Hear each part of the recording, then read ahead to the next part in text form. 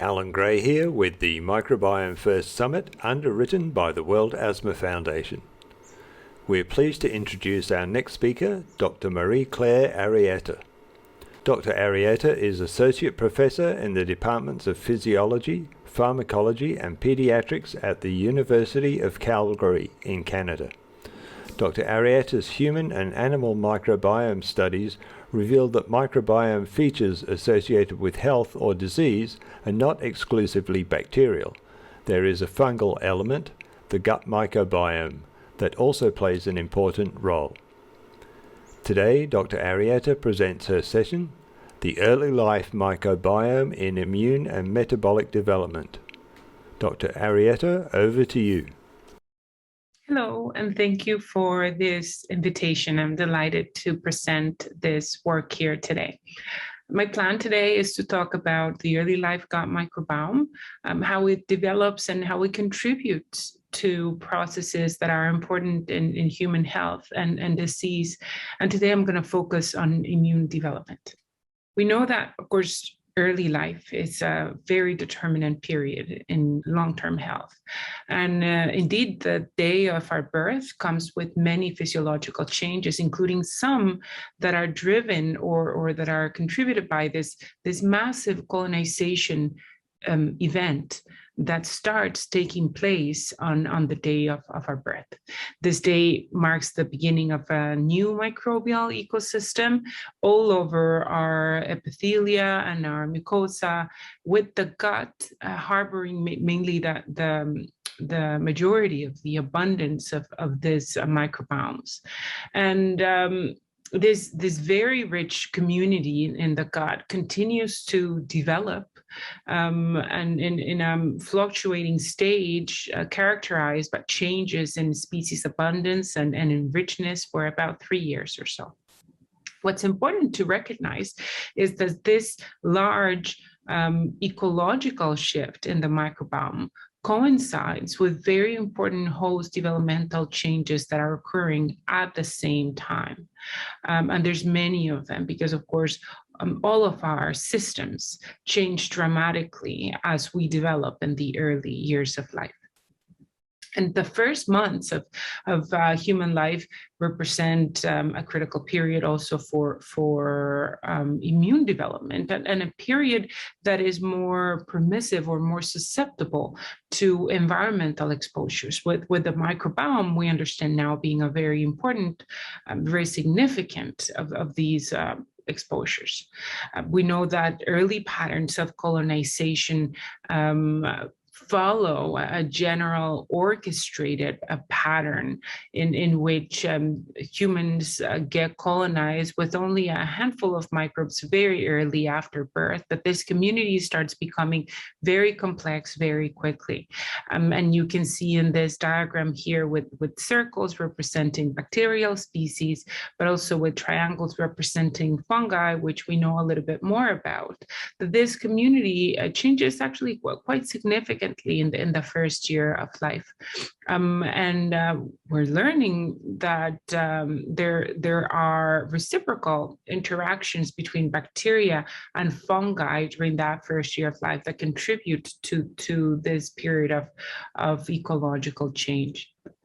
And an important thing to recognize as well is that because this is an early ecosystem, it's less resilient to perturbances or to changes.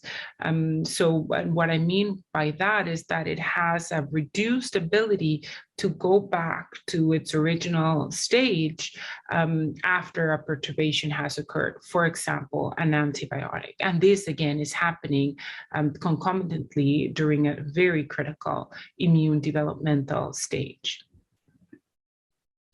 A little bit more on these succession patterns or this orchestrated manner that we now understand generally characterizes the early life microbiome.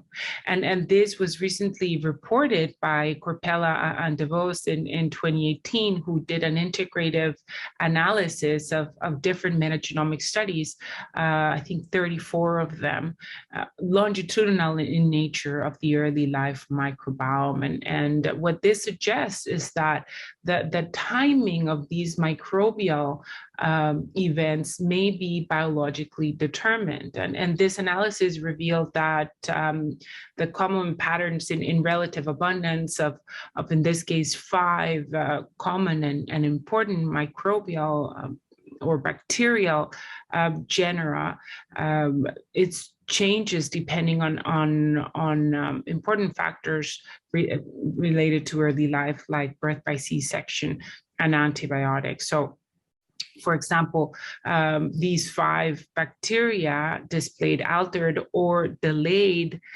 colonization when a baby was born via cesarean section. And interestingly, antibiotic treatment wipes out bacilli, as well as proteobacteria and bifidobacteria. So important to recognize that these patterns of early life colonization are to some degree or generally conserved across infants, but that there are factors early in life that can alter these patterns of colonization. And we've come to learn that it's not only mode of birth or antibiotics, but other factors as well, which are summarized here. We now understand, or there's the majority of supportive evidence that suggests that there is no proper in utero colonization with microbes. But as I mentioned, there is at birth and after. Besides mode of birth, another important factor that we're understanding, that we're trying to understand now, is gestational age. We've observed that infants that are born earlier than the age of term have important changes in their microbiome. Another very important factor is nutrition, including both the type of milk that is consumed during the first months, as well as the type of food that is consumed after the infant starts weaning, with breast milk having a strong bifidogenic effect, enriching bifidobacteria. And interestingly, in terms of solid food, what studies have shown is that what's really important, or what's mirrored in microbiome changes, is the age of weaning. So if an infant weans before 1 year of age versus over 1 year of age, is reflected in their microbiome. So important factors that can alter what would be considered a general or a normal or a more natural pattern of microbial colonization. And these alterations, many of us think, related to Western and modern lifestyle, they have the potential to significantly alter the types of microbes and how they disperse across humans. And these factors have been proposed now for some time, over 5 to 10 years, and they're being heavily studied by many groups, including our own group at the University of Calgary. And many of us think this phenomenon is contributing or is impacting the way our immune system develops, increasing the risk for many of the diseases that we now study at epidemic rates, like the ones here. And what this image is trying to show is this parallel but opposite effect in terms of microbial derived or infectious diseases over the past 2 to 3 generations, even in the context of a global pandemic. And in parallel, a very worrying increase in immune-mediated diseases, but also metabolic-mediated diseases can be included here as well. And today, because I'm focusing on the type of work that we do in the lab, I'm going to mainly be speaking about asthma development. Let's start with a bit of epidemiology of asthma. And the epidemiology of asthma is very interesting and is very revealing as well in terms of the role of microbial exposures in asthma development. It's been known for quite some time that babies that are born and raised in farms, particularly animal farms, have a reduced risk of asthma, even compared with genetically similar groups of humans that live nearby, but in less rural environments.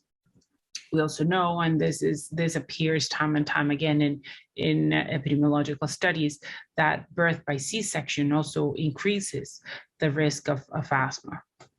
We also know, and this is another important and a strong risk factor, that the use of antibiotics, mainly during the first year of life, it's associated with an increased risk of asthma. And in a very interesting study 2 years ago, it was also demonstrated that antibiotic stewardship measures in Canada actually were associated with a reduction of the prevalence of asthma in Canadian infants, really showing how strong this variable or this risk factor is associated with this disease. This is more important in other parts of the world, but infection with helminths are strongly associated with either an increased or a decreased risk of asthma. And it really depends on the type of helminth or parasite, as well as the timing. But clearly it can impact immune development and susceptibility to this allergic airway disease. And finally, breastfeeding has been associated significantly with reduction on the risk of atopic dermatitis or eczema, which is strongly correlated with asthma as well. And this comes to show how many of these variables that we now study in the context of how the microbiome develops can also be studied in the context of asthma. So many of us a few years back have started to pose the questions, are they merely associated, or can they be causally related as well? And here in this slide, what I have is a summary of many of these studies that have looked at that. And what these studies have in common is that they have all been longitudinal studies in which the microbiome was surveyed via sequencing very early in life at 1 to 3 months of age. And then these infants became children, they grew, and based on their asthma diagnosis or asthma risk factors like atopic wheeze, what we have and others found is that there's a microbiome signature that is associated with atopic wheeze or proper asthma diagnosis. And we have found this in Canadian infants. There's an important study also in Nature Medicine in 2016 that found this as well in American infants. We contributed to a study of Ecuadorian infants that interestingly showed that the same thing, although that type of bacteria that we found were different compared to other parts of the world, as well as this other later study. And they've been a couple of more studies. And an interesting part here that a couple of these studies showed was that if we started to look beyond bacteria, and a lot of the rest of my talk will be dedicated to this, we found that the patterns of microbiome differences between healthy and atopic children were not only bacterial, but they were also fungal in nature. And this to me was initially and from the get-go really interesting, because we know that asthmatics often are triggered by fungi in the environment. And it was really interesting for us to try and see if this again was only an association or if there was a causal relation between these findings. And another reason why we thought we should focus or we should start looking at fungi was because we shouldn't be surprised at their capacity to elicit immune responses and their potential to contribute to immune development because of that. We have known for quite some time, and thanks to the work of infectious mycologists, that the fungi have unique ways, unique features that are recognized by specific innate and adaptive immune responses. Structures like chitin, for example, as well as proteases and beta-glucans, they can elicit both Th2 and Th17 responses that we know are critical are a hallmark in the pathogenesis of asthma. However, most of this work, of course, has emerged from infectious biology, and we're only beginning to understand the immune consequences of just being colonized with fungi, of the gut microbiome, and many fundamental questions, I would argue, remain unanswered. We've started to, and I'll present some of this work now. So in collaboration with a very talented group of people at the University of Calgary, we started to investigate this host microbiome crosstalk. And since there's very little known about this, we started a few years ago with pretty basic questions like how do gut fungi impact the microbiome in general, as well as gut physiology and host immunity. And the approach that we took was to use gnotobiotic mice, and these are mice that are germ-free, but later colonized with defined consortia of microbes, so that we could really understand in a defined way whether a group of microbes or a type of microbes was causally impacting the effect that we saw in the host, in this case, the mice. And we decided to use 4 different groups of mice. We had mice, of course, that were colonized only with bacteria, and these are it's a common or increasingly common now mouse model known as the oligo-MN12, because it has 12 species of bacteria. We also colonized mice with fungi only, and these were 5 species of fungi. Colonized fungi with both, and we left some germ-free. And this is the power of gnottobiology, the ability that you have to work, and this is a student in the lab working in these gnotobiotic isolators that guarantee that you're going to maintain defined microbial conditions during the experiment. And we're very lucky to have such a great gnotobiotic facility at the International Microbiome Center of the University of Calgary. And we did this work with Dr. Kathy McCoy, who's the director of this facility. And this is just the name of the different microbes that were part of these consortia. And of course, we had to control, we had to make sure that we were growing what we were expected to be growing.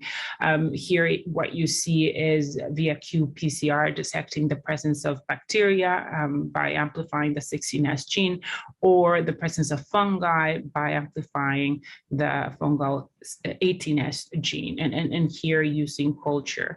And in these cases, what you see is that we saw a signal where we were supposed to, bacterial signal only in animals that had a B in it, and then a fungal signal in animals that had a Y only. And then by culture, we found growth of the fungi that were there only in these animals. And so what we found here, and this we repeated across the life of the mice, was that fungi are actually able to stably colonize the gut, although less successfully than bacteria. And to answer the question related to the impact of the influence of fungi on gut microbiome ecology, we used the same 4 groups of mice, but in the group that was colonized with both bacteria and fungi, we also treated these mice with either antibiotics or antifungals. And the rationale for this was that we wanted to get a better insight or a more nuanced understanding of how impacting either the bacterial microbiome directly with antibiotics or the fungal microbiome with antifungals would change the ecology of the microbiome in general. So the antimicrobial treatments happened early in life, and then the animals were studied at 4 weeks and at 9 weeks of age. And I will start with the bacterial data, the 16S data, looking at the 4 different groups here. So this is the group colonized with both. And for example, compared to the group only colonized with bacteria, we see here in terms of their beta diversity that there's important compositional differences. So just the fact that they're are fungi in the microbiome changes the composition of the bacteria. And of course, similar things occur with antimicrobials, which were expected. And this was at 4 weeks of age. These changes didn't appear to be as sustained at 9 weeks of age. They were more transient. We saw here now looking at alpha diversity richness, which enumerates the different types of microbes, in this case, bacteria in a sample, that the presence of fungi in blue reduced the bacterial richness or the number of bacterial species compared to animals that did not have any fungi. So important ecological changes associated to the presence or absence of fungi. And again, these were not sustained at 9 weeks of age. These mainly occurred at 4 weeks of age. Now, looking at the fungi, and this was done via sequencing again using the ITS2 marker. And here we saw even more striking and more permanent changes. We found that both the microbial treatment and also the age of the mouse significantly shifted the fungal composition. So if we're looking at the analysis per time point at 4 weeks of age, and again, here, let's compare the green ones, the animals that only had fungi versus the ones that have both. We see that in this case, the presence of bacteria changes the fungal microbiome. And these changes were sustained with the animals that only had fungi clustering separately from the rest of the animals throughout adulthood. And in terms of the alpha diversity, what we saw was really interesting. And again, if we compare animals that have bacteria and fungi, both in blue, what we saw was that the fungal alpha diversity, or the number of fungal species, was enriched or was increased when bacteria were present. So very intriguing and still very little unknown, at least in the real human microbiome experimental setting, how bacteria and fungi interact. But clearly here we see in a very defined way that they do. And then in terms of the effect that the presence or alteration to the fungal microbiome has on the host, we focused on analyzing immunostimulation in the spleen, so systemic immune development. And this was done at 4 weeks of age, so this early life period. So the spleens of these mice were removed and the cells were isolated, and using flow cytometry, we determined the proportion of different subpopulations of immune cells. And here, the pattern that emerged, it's not important to focus on the individual cells that changed, because many did, but the pattern that emerged was that when animals were colonized with both bacteria and fungi, in this case here in green, it almost had a synergistic effect compared to animals that had only yeast or bacteria. And we see this here in terms of the proportions of B and T cells in the spleen, as well as regulatory T cells that are positive for FOXP3, and different population of macrophages as well.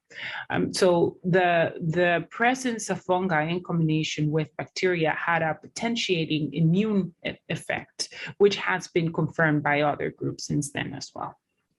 Now, we then wanted to ask the question, what does this mean for airway inflammation? How can different colonization of microbes early in life determine the risk or the susceptibility to allergic airway inflammation? And how do fungi pose any difference to what we already know a bit more about bacteria? And for this, we used an ANOVA model, which is a well-established model in which animals are treated systemically with this protein of albumin twice over 2 weeks. And then a week later, there's a series of intranasal challenges that elicit this allergic inflammatory phenomenon in the airway of the mice. And here what you see is the total cells that are obtained from a bronchoalveolar lavage. And I know it's a lot of groups here, but compared to the naive group, animals that were not elicited this allergic airway inflammation, we confirmed something that we've known before, that animals that are devoid of microbes have an increased susceptibility to airway inflammation. They have more inflamed cells in this fluid. But this can be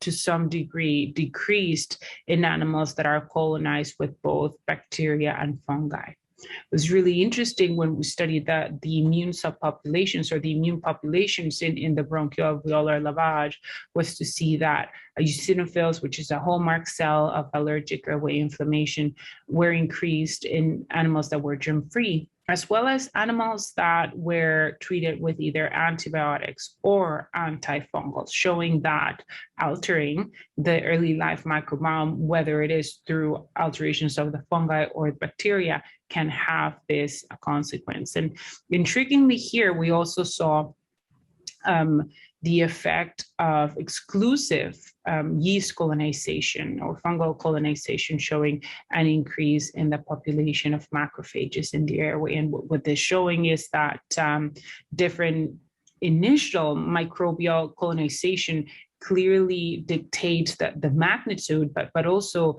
the tone and the phenotype of the inflammatory responses of the airway again.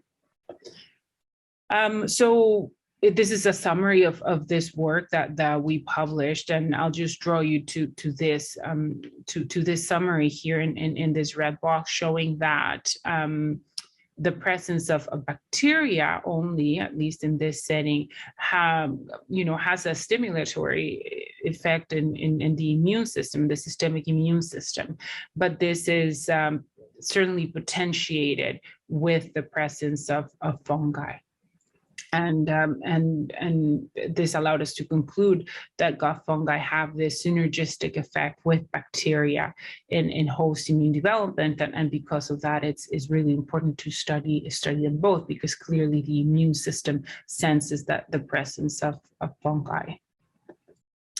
Now, many questions regarding the fungal microbiome remain unanswered, and particularly those on the relevance of human-associated fungi and host developmental processes that can impact the pathogenesis of diseases that occur outside the gut, like asthma, but also other ones like obesity, another important childhood disease. And we hypothesize that antibiotic treatment, which we know is a strong risk factor of several microbiome-mediated chronic diseases, could favor the growth of certain fungal species, which can then contribute to the pathogenesis of these diseases via immune interactions that start in the gut, but that can be translated to other tissues. Now, we started by trying to figure out if anyone had characterized what happens to the infant microbiome when they're treated with antibiotics, but to our surprise, there wasn't any information. So we had to start by doing these studies, and we joined efforts with Dr. Steven Friedman. He's an emergency specialist and infectious disease specialist at the emergency department of the Alberta Children's Hospital, as well as Eric Bernardis, who's a PhD student in my lab. And his team helped us enroll 45 infants. And what they had in common was that they were all under 6 months of age. And they presented at the emergency department with a condition that require a prescription of antibiotics, an immediate prescription of antibiotics. So we obtained 2 samples, one immediately before the antibiotics were given, and a second follow-up sample that was collected on the last day of antibiotic treatment. And of course, the antibiotic length depended on the clinical indication of the antibiotics, and it was anywhere between 3 and 14 days. So here we focus via qPCR on what happens with the fungi, and we found, as we suspected, that there is a very significant increase in fungal DNA that can be detected after antibiotic treatment. What we found was also very interesting was that there is a significant increase in fungal richness, so different species that can bloom post-antibiotic treatment. And what was even more interesting, at least for me, was to find what was the most common, fungi that bloomed or flared during antibiotic treatment. And we found in green here that it was a species that belonged to the genus Malassezia, and in green here. And we found indeed that some of these species, for example, Malassezia restricta or Malassezia globosa, had a very significant, up to 25-fold increase before and after, after and before antibiotics. And we decided to focus a bit more on these species and to evaluate the role of Malassezia restricta on host immune development, and again, susceptibility to experimental airway inflammation. Now with a species that we know is more relevant to the infant human microbiome, and one that is associated with a strong risk factor of asthma. And for this, Eric carried out another of these gnotobiotic experiments, and comparing mice that were either colonized with just the bacteria in B again, or mice that were colonized with bacteria and Candida albicans and Saccharomyces cerevisiae. And these are two very well-known members of the human microbiome, as well as mice that were colonized with bacteria and Malassezia restricta. And finally, mice that were colonized with all the bacterial and fungal species. And the objective was to have a very definitive answer on the role of Malassezia that could rule out the role of other common fungal species. And the approach was similar. He colonized these mice, they were bred, and then they were induced allergic airway inflammation. This time we use a more relevant antigen known as the house dust mite, which elicits, it doesn't require systemic sensitization. It only uses local intranasal challenges of this common allergen that of course is a common allergen for human asthma as well. So jumping straight into the data, in this case, this is the early immunology data in the colon. So first focusing with the gut immune system. And what Eric did was that at 3 weeks of age, so just at the weaning age for mice, he dissected out the colon of these mice, and then he in a process, he isolated the immune cells, and using FACS, he determined really intriguing changes related to the presence of these fungi. So in purple and in blue are animals that were colonized with Malassezia. And what he found, for example, was that these two groups had increased eosinophils in the lamina propria, as well as increased macrophages. He also found that animals that were colonized with all the fungi that had an increase in Th2, CD4 T cells, and as well animals that had Malassezia on its own or with other fungal species had an increase in Th1, but not in Th17, and that's interesting because this is a group of immune cells that is commonly associated with the presence of fungi. And the next thing that Eric did was to look at mesenteric lymph nodes, which we know is a very important site for immune priming, influencing local, but also systemic immune responses. What he found was an increase of migratory dendritic cells in Malassezia colonized mice. And this may potentially indicate enhanced movement of microbiome-derived signals for priming immune responses in this site. And we also noticed an increased proportion of eosinophils that are producing IL-6, which are very important in instructing the differentiation between Th2 and Th1 CD4 cells.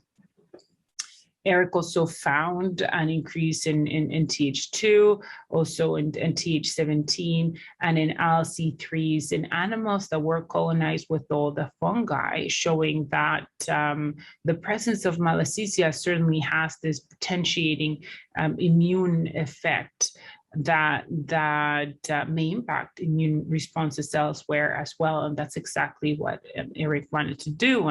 And what he did was that he induced now the allergic airway house dust mite model in these mice, and he found that indeed when Malassezia was present, there's an increased inflammatory response in the airway, and this was also accompanied by marked eosinophilia. So this work, so far unpublished, led by Eric, suggests that a fungal species that blooms during infant antibiotic treatment has the capacity to modulate gut immunity in a way that can increase allergic responses to airway antigens. And then on the final story that we have today for the role of fungi, we've also been interested in studying how they may play a role on another important childhood disease, in this case, obesity.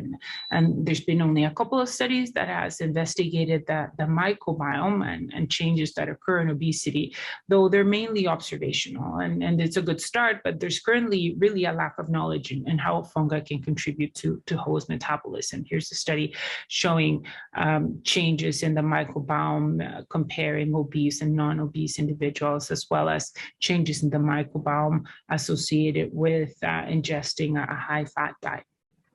So just like we did, we're studying the role of the fungi in asthma. We started by studying the microbiome in infant cohort studies first, which is a common approach that we have it in the lab. And in this case, another very talented student, PhD student, Emily Mercer, analyzed the gut microbiome and the patterns of development during the first 12 months of life. And for this, we're collaborating with the Child Study, and I invite you to have a look at their website. It's a fantastic longitudinal childhood study here in Canada that is paving much of what we know about the microbiome and infant development. And we used a subset of samples from 100 infants enrolled into the Child Study who were sampled at 3 and at 12 months of age. And as it's been described before, there's a noticeable decrease in fungal richness during the first year of life. So increased here in 3 versus 12 months. And we found that was the case in this group of infants as well. However, Emily took a more individualized approach, and she noticed that an important proportion of these babies, 28% of them, had the opposite pattern. Their fungal richness increased instead of decreasing, and this was rather interesting because we didn't know that could occur. And the next thing that she decided to do was that she took advantage of this very rich collection of clinical variables that the Child Study has collected over the years. And she carried out predictive analysis to see which were the strongest factors that were predictive or associated with this different fungal richness trend that she found in about 28% of the infants. And to our surprise, what she found was that this atypical fungal richness pattern was mainly associated with factors linked to BMI, body mass index, in the infant, but also in the dad as well as the mother. We also found down here an index for dietary practices in the mom, as well as bacterial ecological metrics, bacterial alpha and beta diversity. In other words, the atypical trend in microbiome development was mainly linked to metabolic related factors, as well as ecological microbiome factors related to bacteria. And what's interesting is that these were a lot more strongly correlated and predictive in the case of infant BMI than other factors that we know alter the microbiome early in life, like antibiotics and birth mode, etc. The other thing that she found, and she did moderation modulation analysis, sorry. And what she found was that the trend of typical versus atypical microbiome development switched the association between commonly known risk factors of childhood obesity, like maternal BMI, maternal healthy eating index. So in other words, the associations that are known to exist between these variables and the trajectory of BMI during childhood was modified by this change in microbiome richness trend. And the same thing occurred with bacterial beta diversity, which we know the composition of the microbiome is also associated with changes in childhood obesity risk. So using the same approach, we decided to evaluate or interrogate what we found.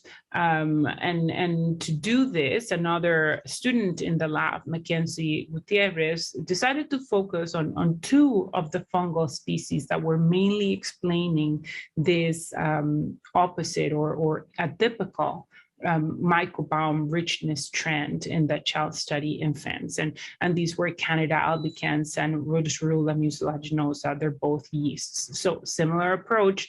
What she did was compared animals that only had bacteria with animals that also had Candida albicans or Rhodotorula mucilaginosa. And she bred these mice, and at 3 weeks of age, half of them were challenged with a high fat, high sugar diet throughout their lives until 12 weeks of age. And here, what we're showing are body weight curves, and as well as the area under the curve analysis that summarizes what we find here. And here, I'm showing the results for females, although they're very similar for males as well. And these are the animals in the control diet, as well as the animals in the high fat, high sugar diet.